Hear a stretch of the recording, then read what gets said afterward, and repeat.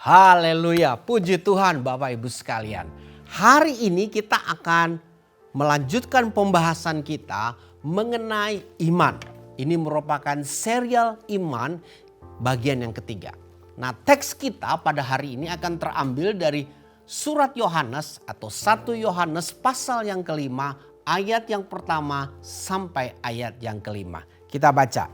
Setiap orang yang percaya bahwa Yesus adalah Kristus, perhatikan kalimat ini, lahir dari Allah. Dan setiap orang yang mengasihi Dia yang melahirkan, mengasihi juga Dia yang lahir daripadanya. Inilah tandanya bahwa kita mengasihi anak-anak Allah, yaitu apabila kita mengasihi Allah serta melakukan perintah-perintahnya. Sebab inilah kasih kepada Allah, yaitu bahwa kita menuruti perintah-perintahnya. Perintah-perintahnya itu tidak berat. Sebab semua yang lahir dari Allah mengalahkan dunia. Dan inilah kemenangan yang mengalahkan dunia, iman kita.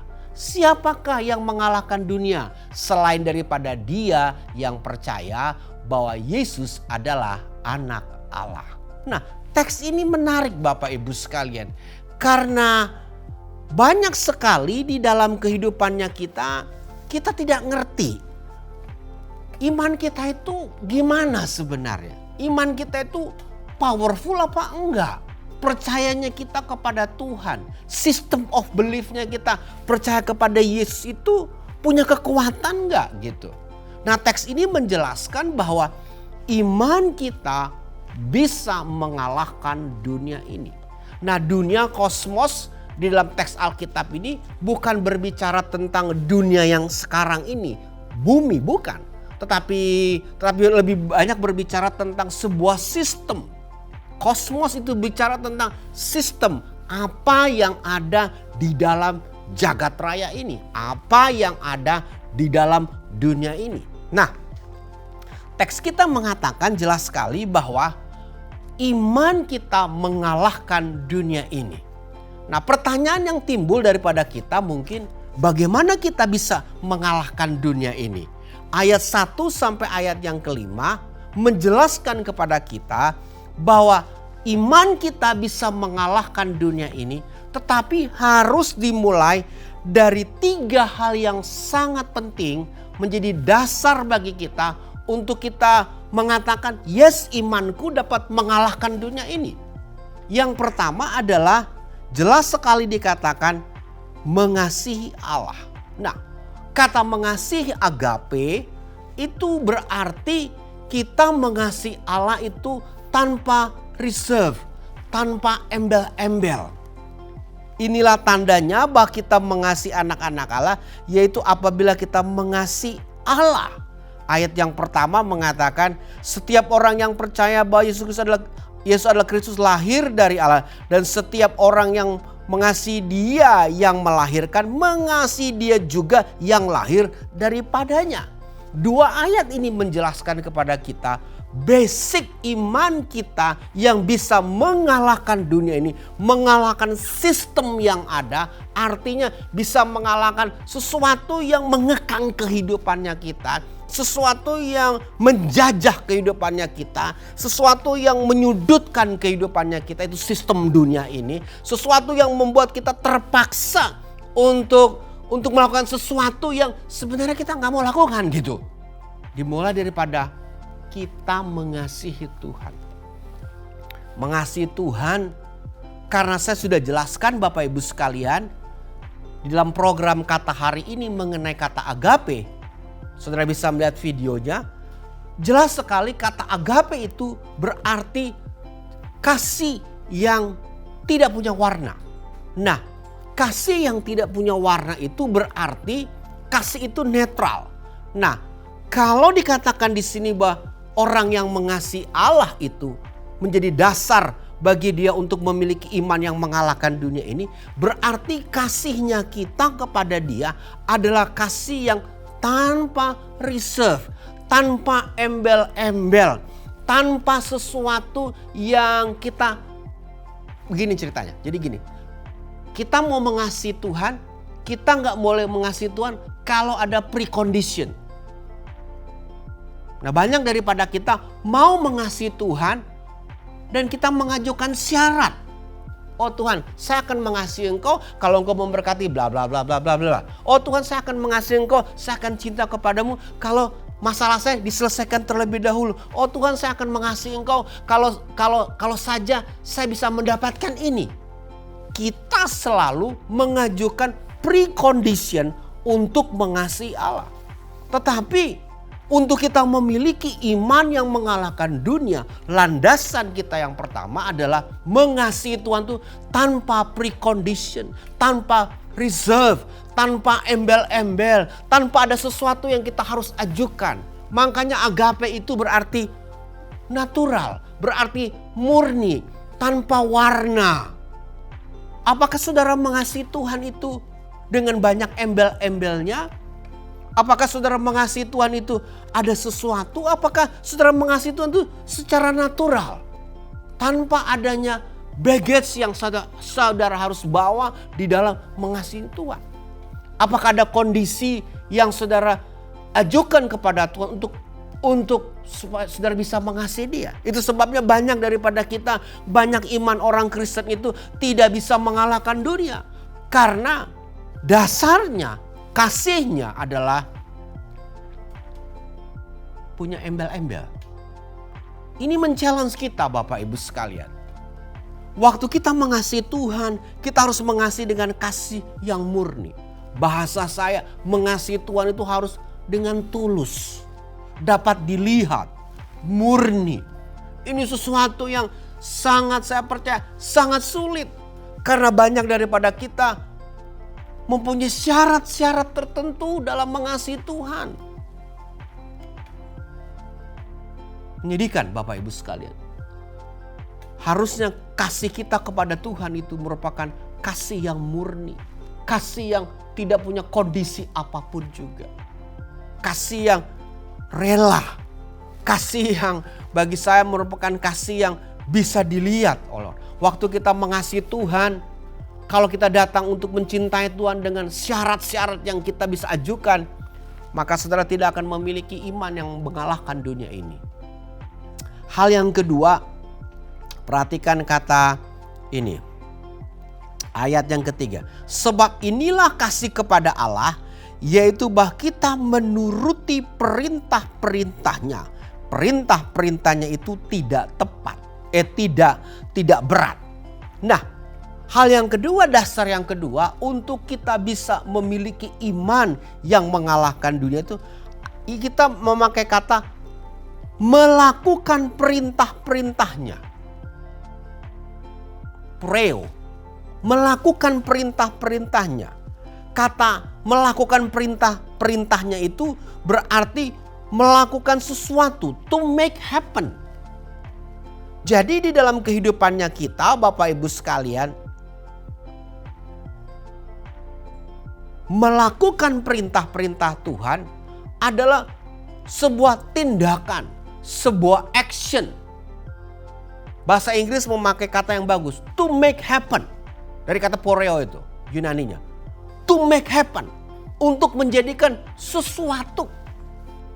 Melakukan perintah-perintahnya. Kadang-kadang kita cuma dengar firman Allah, tetapi kita melakukan, tidak melakukan. Harus dengar dan to make happen.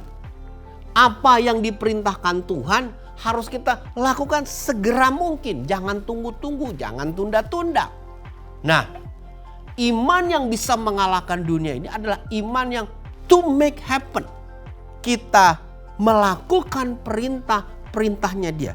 Dan ayat ini mengatakan dalam ayat yang ketiga, sebab inilah kasih kepada itu bahwa kita menuruti perintah-perintahnya. Perintah-perintahnya itu tidak berat. Ini menarik Bapak Ibu sekalian. Kadang-kadang banyak orang Kristen itu berpikiran kalau Tuhan order kita rasanya gimana ya? Rasanya sulit untuk kita lakukan. Nah, memang ada perintah-perintah Tuhan yang secara spesifik mungkin sulit untuk dilakukan. Tetapi Bapak Ibu sekalian, sebenarnya perintah-perintah yang Tuhan berikan kepada kita itu mudah untuk kita lakukan jika kita mengasihi Dia. Makanya teks tadi mengatakan, kalau kita mengasihi Dia, kita akan melakukan perintah-perintahnya. Jadi antara mengasihi Tuhan dengan tulus dan melakukan perintah-perintahnya to make happen itu saling berhubungan. Berapa besar kasih saudara kepada Tuhan akan menentukan bagaimana saudara melakukan perintah-perintahnya Dia. To make happen di dalam kehidupannya kita. Orang-orang Kristen kadang-kadang Bapak Ibu sekalian senang dengar sesuatu yang spektakuler. Tetapi tidak suka untuk melakukan sesuatu yang sebenarnya sederhana saja. Misalnya nih Bapak Ibu sekalian, saudara berantem lah. Walaupun Alkitab mengajarkan kita jangan berantem ya. Tetapi paling tidak dalam kehidupannya kita berantem lah. Pernah berantem lah. Pendeta pernah berantem. Orang Kristen juga pernah berantem lah. Kita pernah berantem. Nah, apa yang harus kita lakukan sesudah berantem? Harus teks Alkitab mengatakan kepada kita, harus kita segera berdamai. Tapi kadang-kadang kan kita nggak mau melakukannya. Karena kita masih menyimpan kesalahan orang lain. Kita memiliki dendam. Nah, teks Alkitab mengajarkan kepada kita, waktu kita membuka celah, tidak ada perdamaian dalam kehidupannya kita, tidak damai dengan orang yang memusuhi dan berantem dengan kita, maka celah itu dipakai oleh kuasa kegelapan untuk dia masuk. Nah, Bapak Ibu sekalian, please, saya remind kepada Bapak Ibu sekalian, saya ingatkan dan saya men-challenge untuk segera melakukan apa yang Tuhan perintahkan kepada kita. Sangat sederhana bagi kita. Tinggal kemauan bagi kita untuk melakukannya. Dimulai daripada hal-hal yang paling kecil di dalam kehidupan ini. Lalu yang ketiga, dasar yang ketiga untuk memiliki iman yang mengalahkan dunia, artinya kita menuruti kepada Tuhan. Obey kepada Tuhan. Sebab inilah kasih kepada Allah, yaitu bahwa kita menuruti perintah-perintahnya. Menuruti perintah-perintahnya. Obey, ada obedience. Kata menuruti itu tereo. Artinya kita menjaganya. Artinya kita obedience kepada Tuhan. Kita mengguard. Kita memproteksi. Nah, ini penting bagi Bapak Ibu sekalian. Jadi antara kasih, melakukan dan memproteksi, menjaga itu sebuah bagian yang tidak bisa terpisahkan. Antara kita mencintai Tuhan tanpa embel-embel dan to make happen apa yang Tuhan berikan kepada kita dan menjaganya, mengguard dan memproteksinya, itu merupakan 3 hal yang saudara harus lakukan dan itu harus kita lakukan berkesinambungan. Nah, mengenai masalah menuruti atau obey atau keep atau tereo atau menjaga atau memproteksi, apa sih yang kita harus proteksi dalam kehidupannya kita? Yang kita harus proteksi adalah firman Allah itu sendiri. Kita harus menjaga firman Allah. Makanya Alkitab menjelaskan kepada kita, biar firman Allah itu jatuh pada tanah hati kita yang baik dan diproteksi. Jangan sampai firman Allah itu diambil oleh si jahat itu. Harusnya firman Allah itu jatuh pada tanah hati yang menghasilkan kehidupan yang baik. Tetapi karena adanya masalah dalam kehidupannya kita membuka topos, membuka lubang kecil. Akhirnya firman itu diambil oleh si jahat itu. Bapak Ibu sekalian, firman Allah itu harus kita proteksi benar-benar. Dalam arti kata, waktu kita dengar firman Tuhan, kita dengar dengan baik. Jangan masuk gereja suka buka FB atau Instagram waktu saudara lagi dengar firman Tuhan. Jangan saudara celana kelilin. Konsentrasi sama firman Allah. perhatikan firman Allah. Saudara perhatikan hanya mungkin 30-40 menit. Selesai Bapak Ibu sekalian. Tetapi waktu kita datang ke gereja, saya ingin men-challenge Bapak Ibu sekalian. Benar-benar saudara konsentrasikan seluruh kehidupan saudara. Waktu kita worship, waktu kita dengar firman Tuhan, memang benar-benar kita fokus akan Tuhan. Itu memproteksi firman Allah. Bagaimana kita bisa memproteksi firman Allah? Saudara belajar untuk membaca Alkitab saudara dengan baik. Dan merenungkan. Kata merenungkan itu sebenarnya berarti kita mengingat-ingat kembali. Belajar untuk memproteksi firman Allah. Dalam Mazmur pasal yang pertama dikatakan orang yang berhasil adalah orang yang merenungkan Torah Tuhan itu siang dan malam.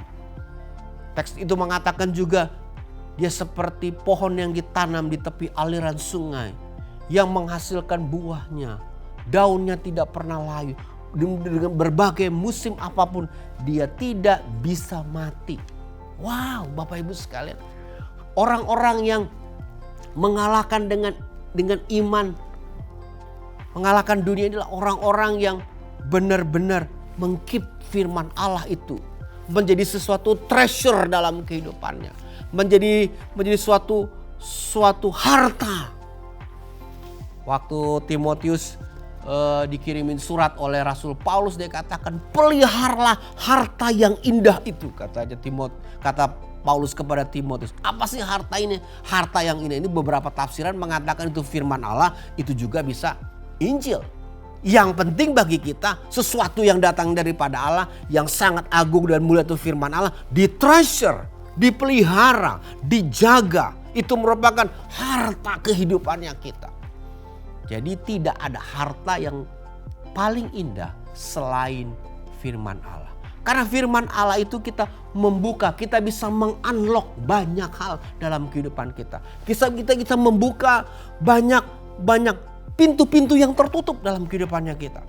Itu sebabnya makanya iman yang mengalahkan dunia adalah iman yang didasari daripada orang percaya tersebut memelihara iman yang ada. Bapak Ibu sekalian, dengan demikian kita bisa belajar 3 hal yang baik.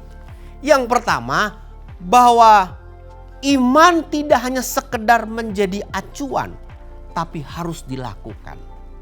Jadi kita belajar, iman yang mengalahkan dunia ini, dari apa yang saya paparkan, ternyata iman kita ini bukan sekedar acuan, artinya direction kehidupannya kita, bukan. Tapi iman itu juga harus dilakukan. Banyak orang cuma mendengar firman Tuhan dan ini direction bagi saya. Tetapi tidak melakukannya. Imannya timbul tetapi tidak dilakukan.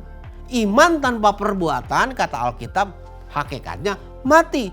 Artinya waktu kita dengar, kita mendapatkan iman, segera lakukan. Make happen dalam kehidupannya kita. Bagaimana akan terjadinya, bagaimana resultnya, saudara gak usah pikiran tentang result. Karena sesuatu yang dihasilkan dari iman kita akan menghasilkan result yang sangat luar biasa. Kapan kita bisa melihat resultnya? Mungkin bisa hari ini, mungkin minggu depan, mungkin tahun depan. Yang penting bagi kita hanya mendengar firman, beriman, dan melakukannya. Dan resultnya pasti itu tepat dan besar buat kehidupan saudara-saudara sekalian. Yang kedua, Bapak Ibu sekalian, bahwa iman itu perlu ditingkatkan. Masalah-masalah dalam kehidupannya kita ini adalah masalah yang akan meningkat, Bapak Ibu sekalian. Waktu saudara masih kecil, waktu saudara SD, kesulitan saudara di sekolah berbeda dengan kesulitan waktu saudara di sekolah menengah pertama. Menengah pertama kesulitannya berbeda dengan menengah atas. Semakin kita bertumbuh dewasa, semakin tingkat kesulitan yang kita hadapi dalam kehidupan ini semakin besar. Begitu juga Bapak Ibu sekalian, perjalanan iman saudara semakin lama dengan Tuhan, semestinya iman saudara itu semakin ditingkatkan, Bapak Ibu sekalian. Iman perlu ditingkatkan, harus di level up. Bagaimana saudara bisa melevel up iman saudara? Ya banyak belajar Bapak Ibu sekalian. Banyak melakukan. Banyak dengar firman Tuhan dan melakukan. Dan saudara akan lihat tingkat iman saudara akan naik tanpa saudara sadari. Jangan imannya kita itu sama seperti tahun lalu. 5 tahun yang lalu. Kita gak bertumbuh. Makanya Alkitab mengajarkan hidup kekristenan itu sebenarnya sebuah progres. Sebuah sesuatu yang sedang naik. Jadi misalnya gini. 5 tahun lalu saudara takut untuk melayani. Karena banyak hal bla bla bla bla dalam hidup ini. Sekarang kalau saudara masih takut melayani, ya ampun keterlaluan juga. Saudara takut karena takut nanti misalnya gak kerja. Pendapatan saudara berkurang karena pelayanan saudara. Kita belajar Bapak Ibu sekalian. Iman kita yang bertumbuh itu semakin hari kita mengerti. Oh ternyata Tuhan itu memberkati saya lebih daripada sekedar ini. Ternyata kalau saya beriman lebih banyak lagi. Tuhan akan memberkati saya. Dalam arti kata adanya pembelajaran, peningkatan kepercayaan saya kepada Tuhan. Bapak Ibu sekalian, saya men-challenge nih saudara-saudara untuk bisa melihat hal ini. Apakah level iman saudara meningkat selama bertahun ini atau cuma statis? Atau udah gak bisa meningkat lagi nih gitu. Saya mau men-challenge, iman kita masih bisa kita tingkatkan. Selama kita masih hidup, selama kita masih mendengar firman Allah, selama kita mau melakukan firman Allah, maka iman kita pasti akan meningkat. Hal yang ketiga, yang terakhir, bahwa iman itu selalu akan berisiko ketika mulai dilakukan. Nah ini nih, iman akan selalu berisiko ketika mulai dilakukan. Nah ini ketakutan kita adalah kebanyakan kalau saya melakukan apa konsekuensinya. Iman kalau dilakukan pasti akan berisiko. Mungkin saudara akan dikecam, saudara akan dikatakan, cuma begitu, mana bisa.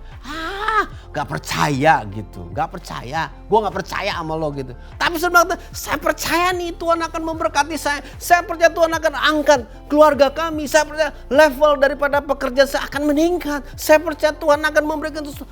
Gak mungkin lah. Situasi sekarang gak bisa. Kamu siapa sih? Udah gak usah beriman-iman yang tinggi-tinggi kan gitu kan mikirnya kan. Gak usah percaya-percaya yang tinggi-tinggi lah. Terima-terima aja. Orang Kristen. Waktu dia mulai beriman, dia harus tahu ada resiko yang dihadapi. Tetapi itulah sesuatu yang menjadi hidup kita tuh punya dinamika.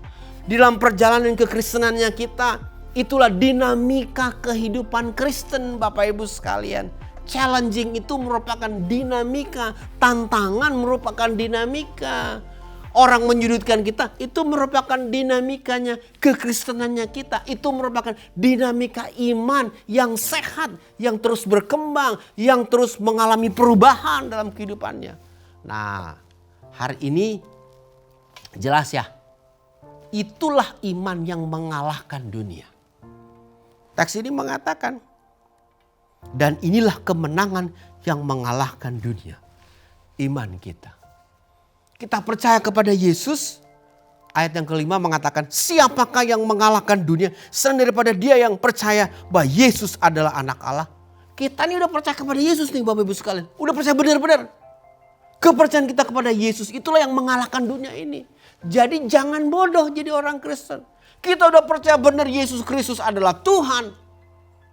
Ya jangan sampai kepercayaan kita itu justru membuat kita jadi kendor dalam iman kita. Justru kita udah mati-matian percaya.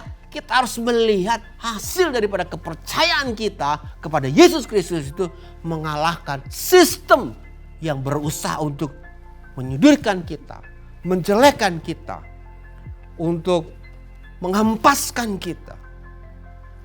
Ingat loh, percaya saudara kepada Yesus Kristus adalah kepercayaan yang luar biasa. Adalah bodoh bagi kita untuk kita mencampakkan kepercayaan ini. Karena Yesus datang ke dalam dunia bukan hanya untuk dia datang menyelamatkan kita, tetapi dia ingin saudara mengalami kehidupan yang luar biasa dalam kehidupan iman saudara, kepercayaan saudara kepada Dia. Orang benar hidup dari iman.